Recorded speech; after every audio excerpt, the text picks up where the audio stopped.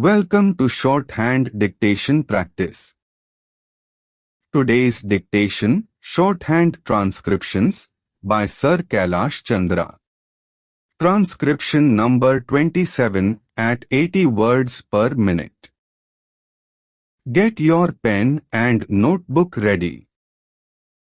We will start the transcription in 5 seconds. 5, 4, 3, 2, 1. Start. Transcription number 27. Mr. Vice Chairman, Sir, I rise to support the Plantations Labour Amendment Bill brought up by the government for our consideration. Sir, the sad plight of millions of toiling people who sweat on various plantations in the country to earn valuable foreign exchange for us is really too much to be expressed in words. These workers live and work in most inhuman and pitiable conditions. These plantations include tea, coffee, cinchona, rubber, etc. And, as we know, tea alone is one of the major foreign exchange earners of our country. But, sir, it is indeed most regrettable that notwithstanding a lapse of 34 years since our independence, these workers who earn crores and crores of rupees by way of foreign exchange have to live in most miserable conditions.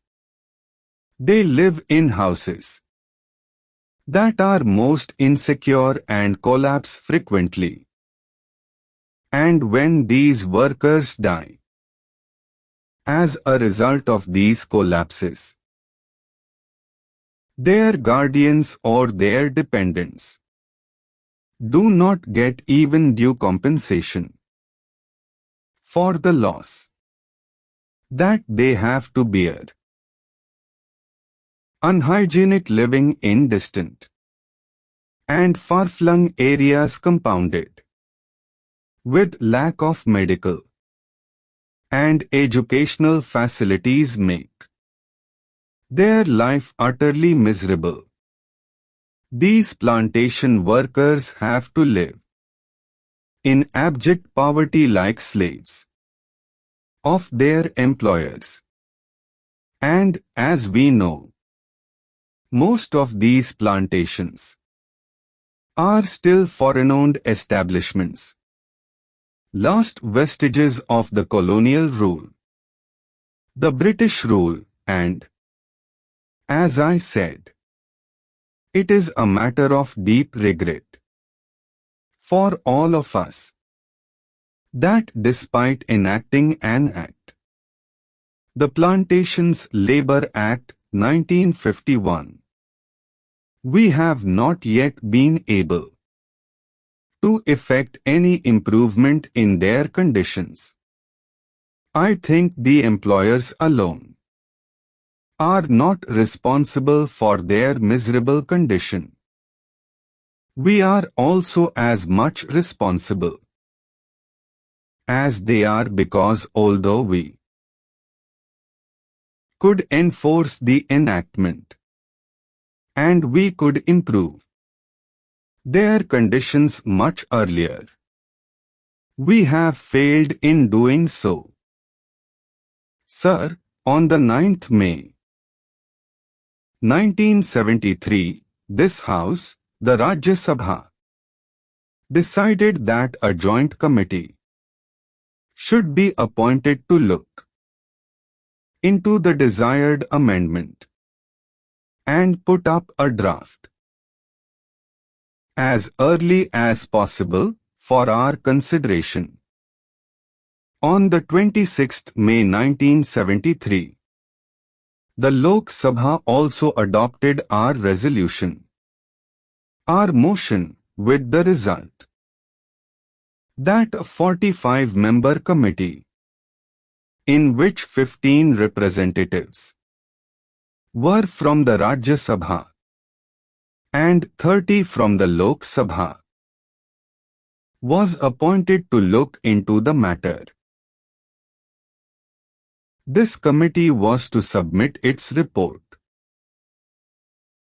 on the last day of the 85th session of the Rajya Sabha, that is in 1973.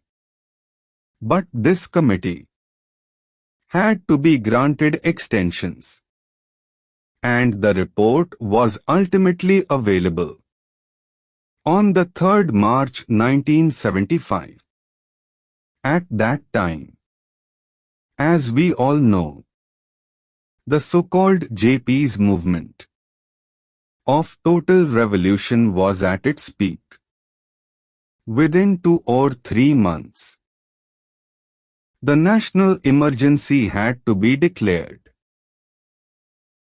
And during the emergency, priorities had changed, and we could not just effect this desired improvement at that time, and we could not bring about this legislation, and then the Janta rule and the Lok Dal rule.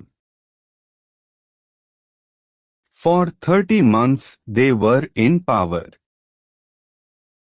But they too, although they try to pose to be the champions of the downtrodden and the workers, failed to deliver the goods. And that is why today we are going to consider the report of that committee that was presented to the government in 1975. Therefore, they are also equally responsible for not ameliorating their conditions and their plight. The committee had to consider 120 memoranda giving views and suggestions from various unions and associations, and 59 witnesses appeared before the committee, and that committee itself came to the conclusion that in various areas even the barest minimum facilities, such as arrangement for supply of wholesome drinking water, latrines, urinals, provision of qualified doctors, had not been provided. Though these amenities are a must under the Act, the Act has been there, but we could not enforce it. We could not implement it, only because the employers did not want it. They did not want to give the workers due justice. Inadequacy of punishments that are awarded under the Act is one of the main impediments standing in the way of implementation of various welfare measures. Courts generally take a lenient view of the offences under the Act, and they let off the employers, who are the offenders, with lighter punishment, which generally amounts to a fine of 50 rupees. So, the committee suggested amendment to Section 36 of the Act. An employer is required to provide these workers living accommodation, but generally, in spite of the fact that the government gives loans and subsidies to the employers for construction of houses, progress in regard to these constructions is very poor. As I said earlier, very unhygienic and insecure houses are there, where these people have to live. Even compensation to the workers in the event of house collapse is negligible. Plight condition. Toiling people, laborers, sweat work so hard that the body perspires. Inhuman, not fit for human beings, animal-like. Cinchona, a kind of evergreen tree. Notwithstanding, despite the fact, disregarding the fact. Lapse, noun, passing away of time, or a slight mistake. Verb, become void or ineffective. Insecure, unsafe. Collapse, fall down. Dependents, those persons who depend on others for their subsistence, e.g. minor children or old parents without their own income. Unhygienic, dirty, not clean. Far-flung, distant, far away. Compounded with, multiplied with, complicated with. Utterly, extremely. This completes today's dictation. Practice well and see you in the next session.